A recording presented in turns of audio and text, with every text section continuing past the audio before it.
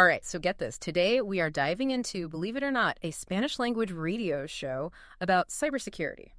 Oh, wow. Yeah, you heard that right. It's called Cyber After Work on Capital Radio. Okay. And it's hosted by a guy named Eduardo Castillo. Okay. So think of it kind of like a Spanish version of, your favorite tech and security news podcast. Got it. And we are doing this deep dive because you, the listener, you sent it in.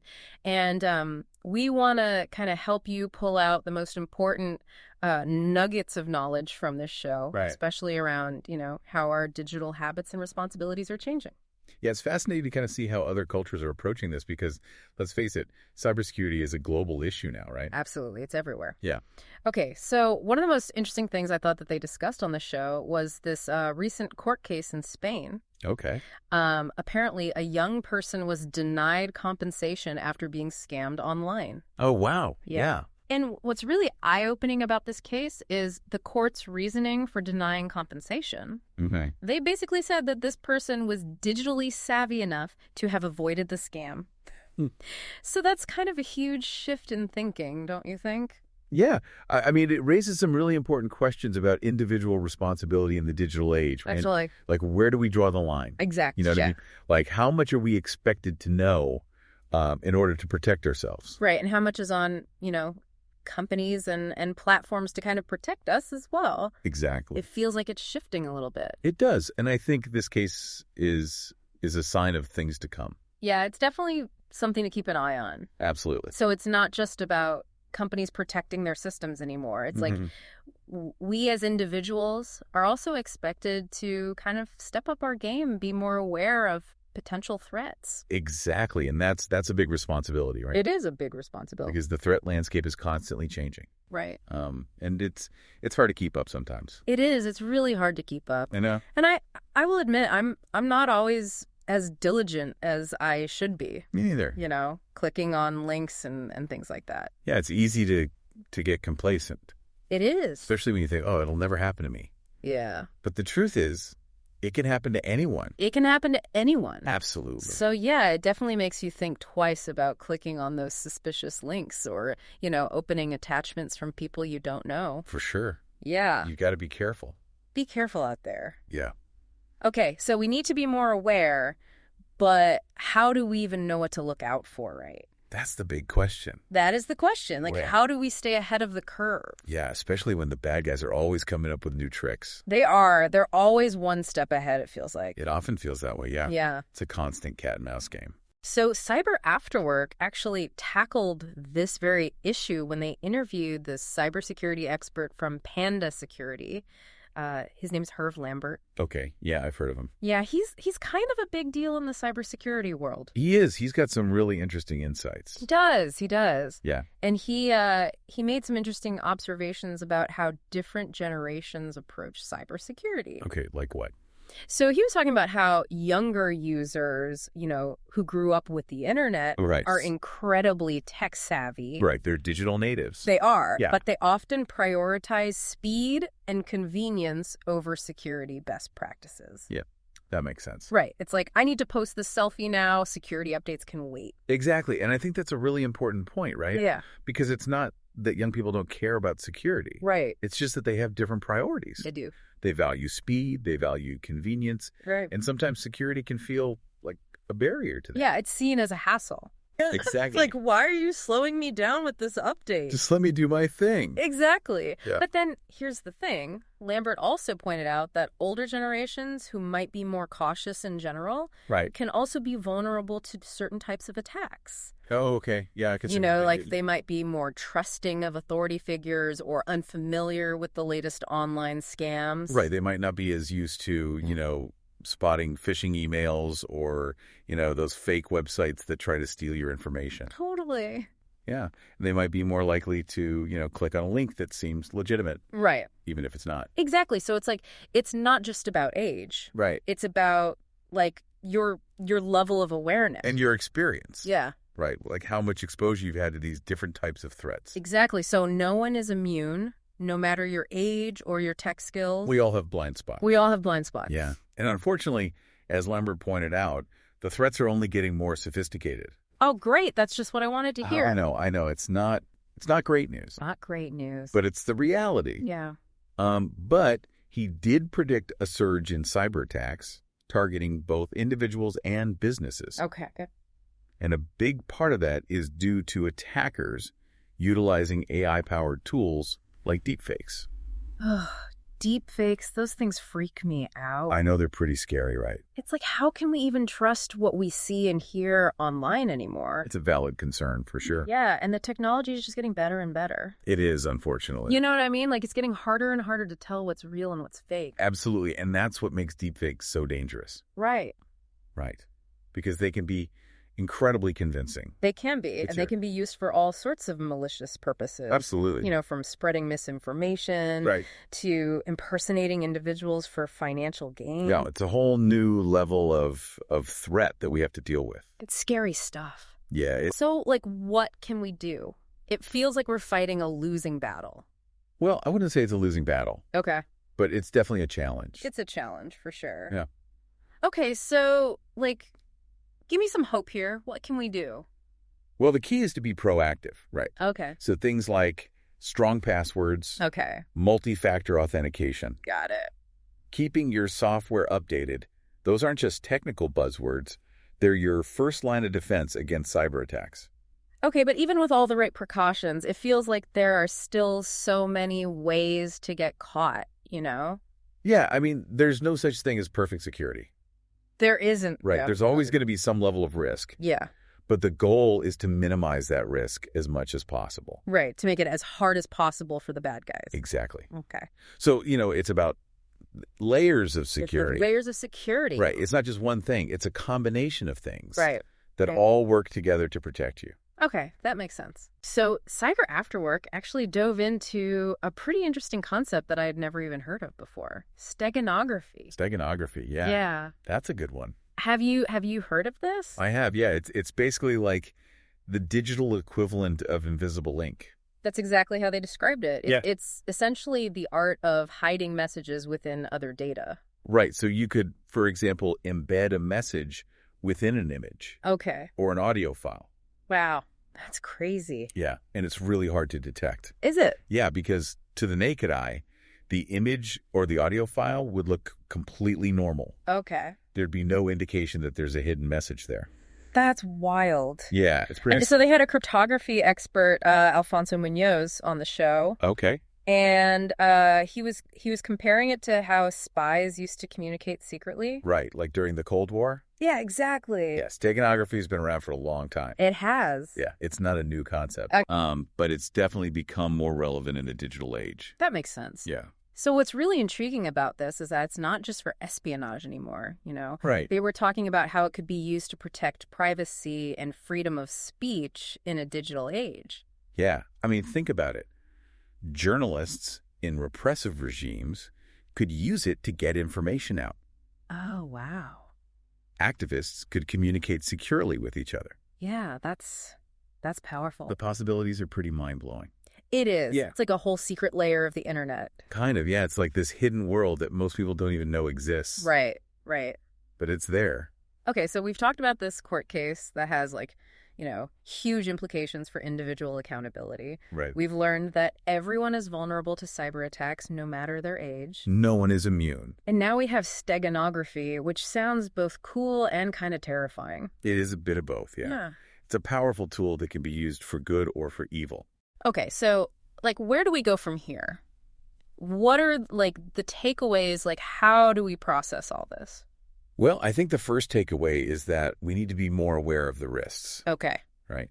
We can't just assume that we're safe online. Right. We have to be proactive about protecting ourselves. Okay. And that means doing things like using strong passwords, enabling multi-factor authentication, keeping our software updated, being careful about what links we click on, you know, all those things. Oh, those basic things, right? Exactly. Okay. But it also means being aware of the bigger picture. Like what? Like the fact that cyber attacks are becoming more sophisticated. Okay. That they're being driven by things like AI and quantum computing. Right. And that they can have a real impact on our lives. Right. On our lives, on our privacy. Absolutely. Yeah, on everything. So it's not just about protecting our data anymore. Right. It's about protecting ourselves. Yeah. And our way of life. That's a good point. It's a big issue. It's a huge issue. Yeah. And it's one that we all need to be thinking about. Absolutely. So, yeah, I think that's kind of the main takeaway for me. Okay. Is that, cybersecurity is everyone's responsibility now. Okay, it's not just the IT guy in the basement anymore. Exactly. It's all of us. Okay. We all have a role to play. That's a good point. Yeah. All right, so we've got a lot more to unpack here. We do. So let's take a quick break. Okay. And we'll be right back to continue our deep dive into cyber after work. Sounds good. So we just learned that a Spanish court denied this young person, compensation for being scammed online. Right. Because they basically said, you should have known better. Yeah. Essentially, the court said this person was digitally savvy enough to have avoided the scam. And this wasn't just some, small claims court. Right. This decision came from the Audiencia Provincial. Okay. Which is a higher court in Spain. So it could set a pretty powerful precedent for future cases. That's kind of scary. Like, does this mean we could all be on the hook for every, phishing scam or malware attack? Well, it's not quite that simple. I mean, it's unlikely that we'll see some kind of, universal digital literacy test anytime soon. Okay. But this case definitely suggests a shift towards greater individual accountability in the online world. Okay. So think of it this way. Mm-hmm. Just as you're expected to, follow traffic laws when you're driving, right, you might be expected to demonstrate a basic understanding of online safety and security. So it's like we need to learn the rules of the road for the internet. But the thing is, those rules seem to change constantly. Exactly. And that's why continuous learning is so important in this space, right? Yeah.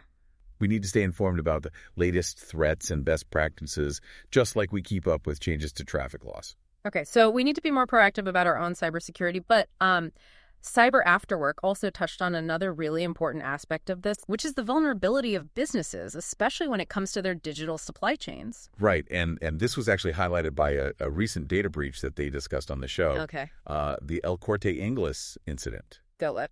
El Corte Inglés. Okay. It's a major department store chain in Spain. Got it. Kind of like their version of Macy's, I guess. Okay. And they suffered a significant data breach. Okay. Because one of their suppliers had a security flaw. So wait, even if a company has strong security measures in place, they can still be vulnerable if their partners aren't as diligent? That's exactly right. It's like locking your front door but leaving the back door wide open. Oh, that's a good analogy. Yeah, got to think about the whole ecosystem, right? So it's like a chain, and every link needs to be strong. Precisely. Okay. And Cyber After Work actually dedicated a good portion of their show to discussing this very issue. Okay. Highlighting the need for businesses to not only focus on their own internal security, but also ensure that their entire digital ecosystem is secure.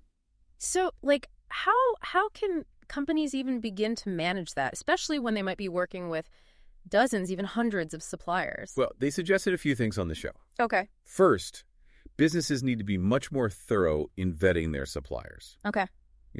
Don't just assume that everyone is on the same page when it comes to cybersecurity. Okay. Ask questions, demand documentation, and make sure your partners meet certain security standards. That makes sense, but it also sounds like a lot of work. It is. It is a lot of work, but it's essential, right? I mean, the cost of a data breach can be far greater than the cost of implementing these measures. Oh, absolutely.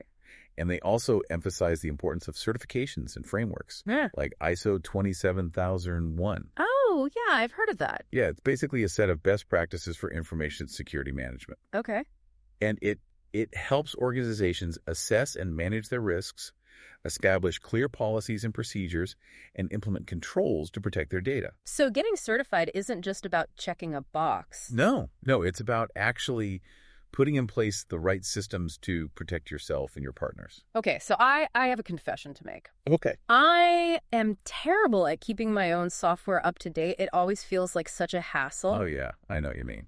What are the chances that something bad will actually happen? Well, unfortunately, the chances are higher than you might think. And Cyber After Work actually addressed this very issue. Okay.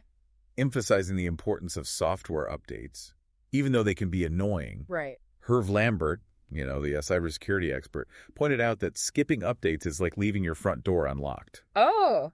It's an open invitation for cyber criminals. Okay, I get it. Updates are important, but do they have to be so disruptive, It always feels like they come at the worst possible time, like interrupting my work or my Netflix binge. I hear you, but Lambert also acknowledged that sometimes the way updates are designed can make them feel like a burden. He actually suggested that the tech industry needs to find ways to make security updates more seamless and user-friendly. Okay.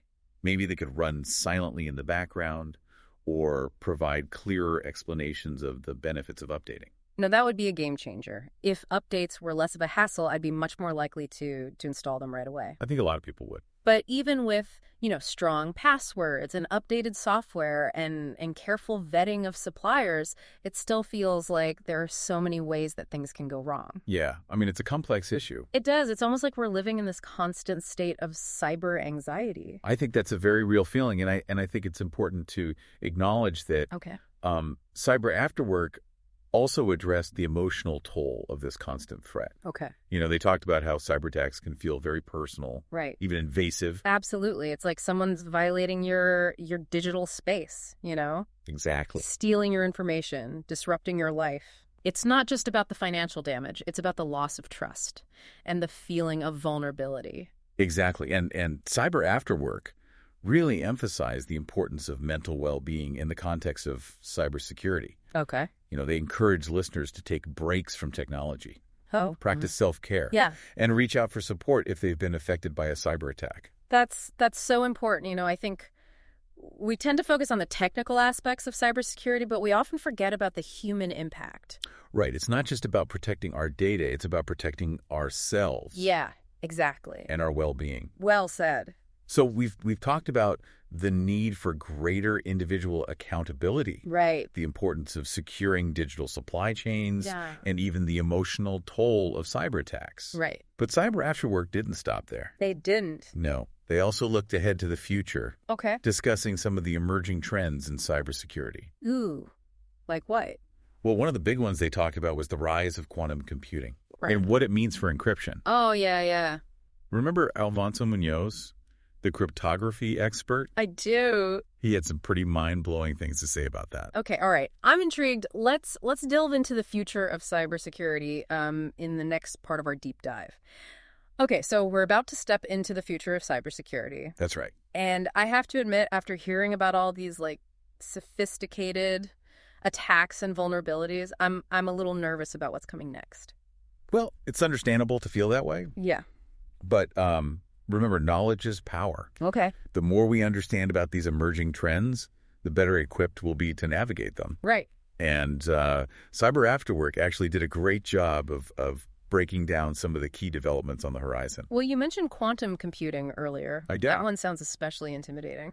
It is a game changer. What exactly did they say about it on the show? Well, Alfonso Muñoz. Yeah, the cryptography expert. Yeah, the cryptography expert.